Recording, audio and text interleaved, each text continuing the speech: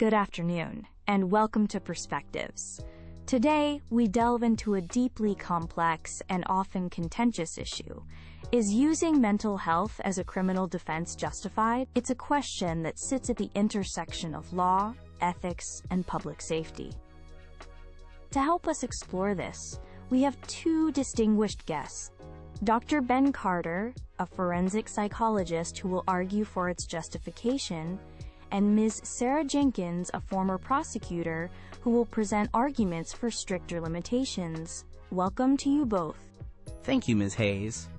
The cornerstone of a just legal system, as many of us understand it, is the principle of strict mens rea, or criminal intent.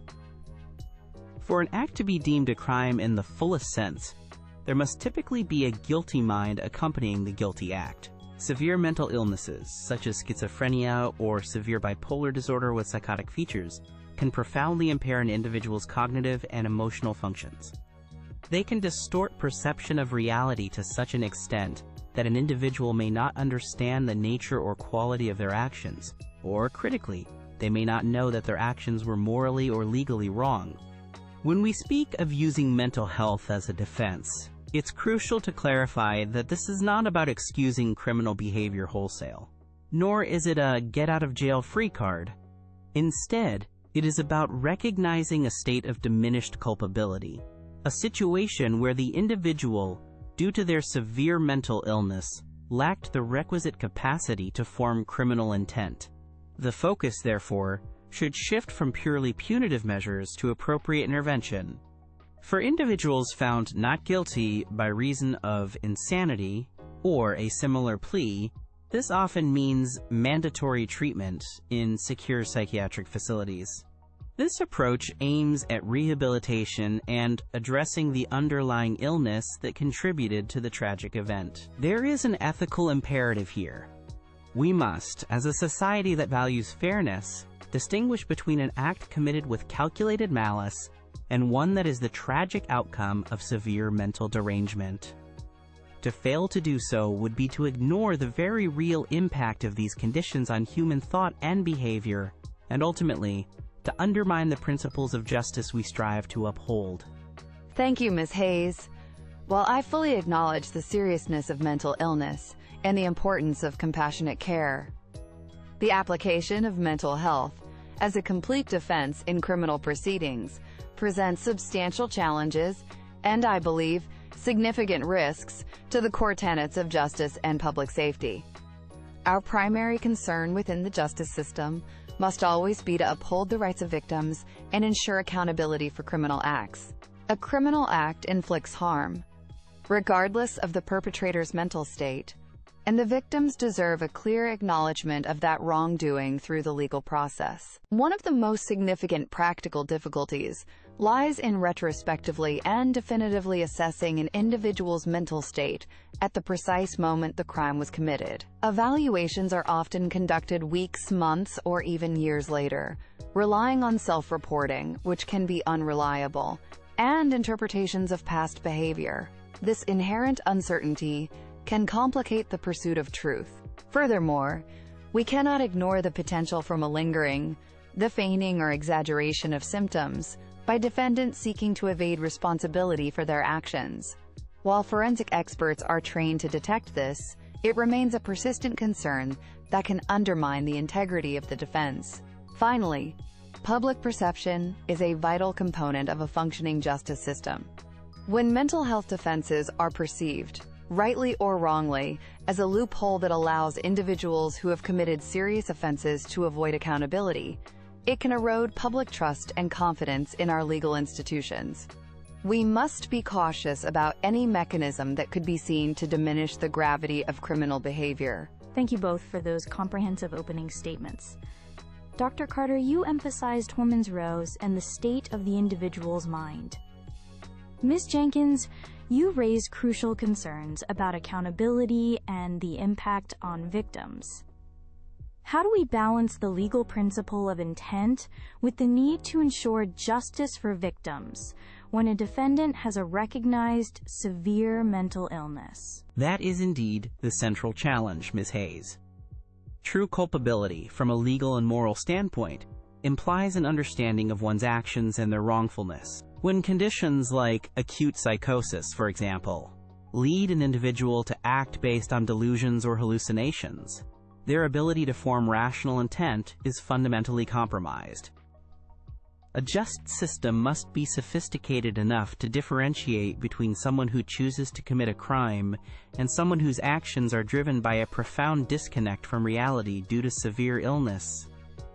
This isn't about denying the harm to the victim, but about assigning responsibility appropriately, which might mean a different path than traditional incarceration, one focused on treatment and containment in a therapeutic setting. While I understand Dr. Carter's point about culpability, the stark reality is that the impact on the victim remains devastating, irrespective of the offender's mental state. A life may have been lost, or a person grievously harmed. The court's primary function, in my view, must be to acknowledge that harm and hold the perpetrator accountable in a way that society understands as justice. Furthermore, I maintain strong reservations about the reliability of psychiatric evaluations conducted so long after the event. Attempting to reconstruct a person's exact mental state at a specific past moment is an incredibly complex task, fraught with potential inaccuracies and subjective interpretations, especially when the stakes are so high. A follow-up on assessment. Ms. Jenkins mentioned the difficulty. Dr. Carter, how reliable are current forensic psychiatric evaluations in determining past mental states relevant to a crime? What methodologies give you confidence? Forensic psychiatric evaluations are indeed complex, but they are not arbitrary. They involve a multifaceted approach, including comprehensive clinical interviews with the defendant, psychological testing specifically designed to assess for various conditions, and even malingering, a thorough review of all case materials, and gathering collateral information from family, witnesses, and past medical records. Forensic psychologists adhere to strict ethical guidelines and standards of practice. While no assessment is infallible, and challenges certainly exist, a rigorously conducted evaluation by an experienced professional can provide a reliable opinion on the defendant's mental state at the time of the offense to a reasonable degree of medical and psychological certainty. With all due respect to Dr. Carter's profession, the reality in court is often a, quote, battle of the experts, where prosecution and defense present conflicting psychiatric opinions. This very conflict can leave juries and judges in a difficult position, and it highlights the inherent subjectivity that can creep into these assessments. When experts disagree so fundamentally, it does raise questions about the definitive reliability in every case, particularly when an individual's freedom or confinement hangs in the balance based on these interpretations of past mental states. Let's shift our focus now to public safety and the prospects for rehabilitation. Ms. Jenkins, if not through a mental health defense that potentially negates guilt, how should the criminal justice system appropriately address offenders who have committed crimes while suffering from serious mental illnesses? I believe the most appropriate avenue is to address mental health issues vigorously within the correctional system, post-conviction, or as a significant mitigating factor during sentencing. A guilty verdict first establishes legal accountability for the act itself, which is crucial for victims and for societal norms. Once convicted, or if a plea accounts for the mental illness, then comprehensive mental health treatment should be mandated and provided within a secure setting. My concern with the, quote, not guilty by reason of insanity verdict is the potential for individuals who have committed sometimes heinous acts to be released back into the community prematurely if they are deemed restored to sanity, a determination which can also be fraught with uncertainty. Public safety must be paramount. I would argue that treatment in a secure forensic psychiatric facility, which is typically the outcome of a successful insanity defense, is often more appropriate and ultimately more effective for individuals who genuinely lacked criminal responsibility.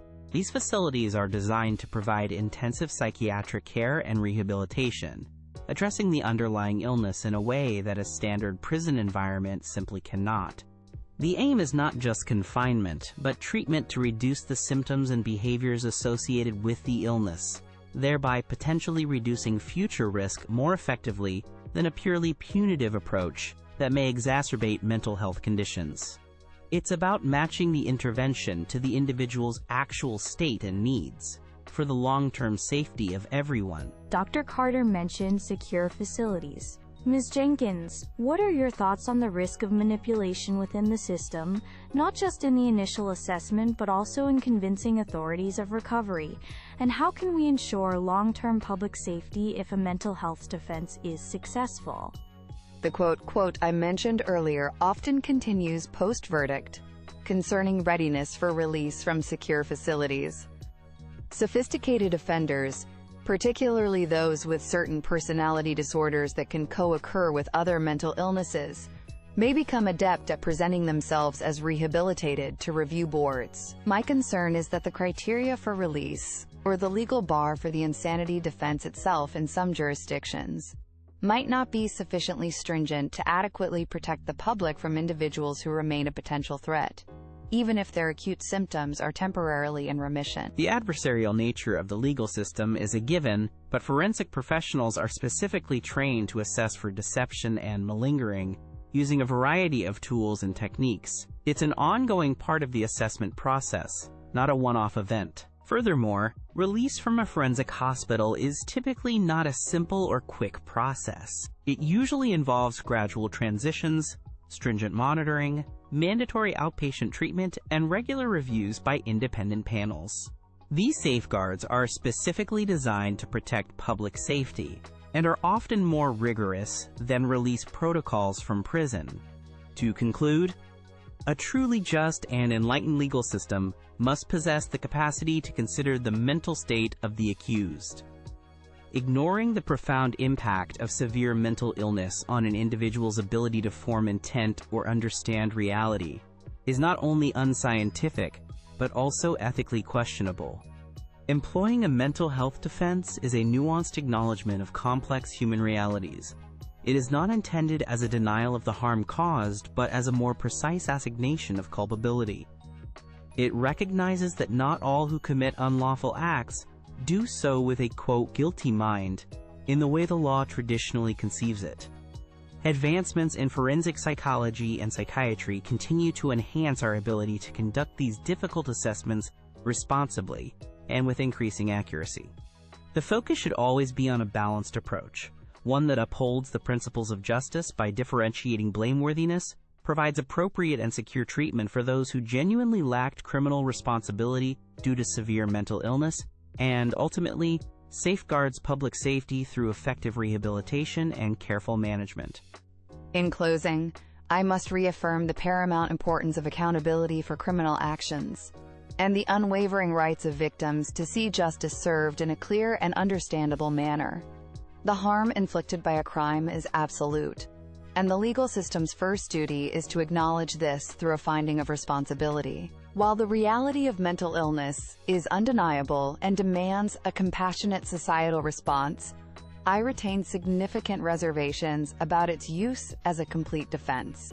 The inherent challenges in definitively assessing past mental states, the unfortunate potential for manipulation and misuse, and the overriding concerns for public safety make it a problematic legal instrument. I maintain that mental health issues are often more appropriately and more safely addressed through robust considerations at sentencing, coupled with comprehensive mental health services within the correctional system. This ensures that legal responsibility for the act is unequivocally established, which is vital for victims, public confidence, and the integrity of our justice system. Dr. Carter, Ms. Jenkins, thank you both for an exceptionally insightful and thought-provoking discussion this afternoon. You've articulated the complexities of this issue with great clarity. We've heard compelling arguments on both sides, highlighting the critical tension between upholding the legal principles of intent and culpability and the imperative to ensure accountability, achieve justice for victims, and maintain public safety. It is clear there are no easy answers. we encourage our listeners to reflect further on the delicate balance required when mental health intersects with the criminal law. Thank you for joining